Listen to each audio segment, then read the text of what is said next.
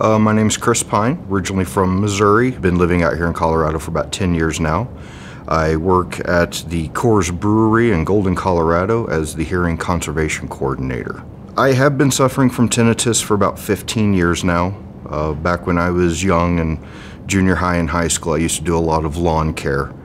And at the time, nobody had ever told me that hearing protection was necessary when running weed eaters, lawn mowers. I'd always been warned when shooting guns and stuff like that, and I always did. But for about 3 summers, I did a lot of lawn care, and I had actually made things worse by taking my Walkman with me everywhere. And I'd throw on some good heavy metal like Metallica or Black Sabbath and crank it as high as it would go and use it to drown out the lawnmower, which I now know is a very bad thing to do. I ended up with about 30-35 decibels worth of hearing loss and tinnitus up around the 14,000 hertz mark. Tinnitus probably had the biggest effect on my life during quiet times, either when I was trying to read or trying to fall asleep. If I didn't have music going or a fan blowing right on me, my ears would just begin ringing and just get louder and louder and louder. And at one point it actually got bad enough that it would distract me enough that I couldn't read, which I am a voracious reader. I read hundreds of pages a week.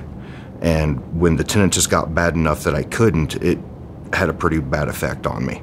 I never actually gave it a whole lot of thought as to seeking out help for the tinnitus. It was just something I had kind of gotten used to. It didn't interfere with my normal conversations because it's high enough that it's outside the normal speaking register. I just happened to be going into my primary care physician for a checkup one day and noticed a new office had opened in the building, and it was a sound relief hearing center. So after my visit with my primary care, I stopped down and met Dr. Becky and had a little talk with her, and she had me come back the next day and did some tests and got me fitted for my devices, and been using them since about December now.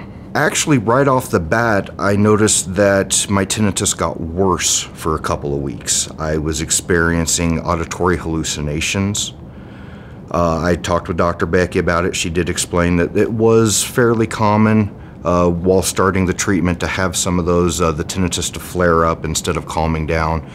But after about 2.5 or 3 weeks, all of that started to go away, and I started noticing an improvement each time I would finish with my treatment and take the devices off. I have noticed a drastic improvement in the tinnitus levels.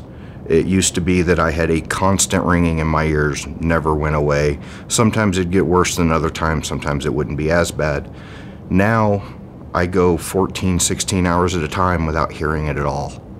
And that's just with 2-hour treatments a day. This is hands down the easiest treatment I've ever had for any medical condition.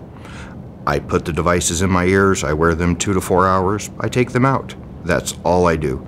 It does take a little while for the treatments to become effective, but that is something that I was warned about when starting. And I'm glad that I listened to Dr. Becky and did stick with it and just keep wearing them, even though it seemed to be making things worse. Because now, things are much, much better. Even if it doesn't seem like it's impacting your life that much, once it's gone, then you realize how much of an impact it really had. I had pretty much given up and decided that I was just going to have to deal with this forever for the rest of my life. But I am so glad that I walked into that clinic in Golden that day. It's one of the best decisions I've made in the last several years. I really can't say enough good things about Dr. Becky and the rest of the staff out at Golden. They made me feel welcome and wanted from the first time I walked in. They call me up on a regular basis to check on me. They actually take an interest in me, that they know these things about me and ask how they're going. My primary care doesn't even do that. I go in there and I see new faces all the time. I've been going to Dr. Becky's office, and same receptionist, same Dr. Becky, and they just make it really easy on the patient to get the help they need.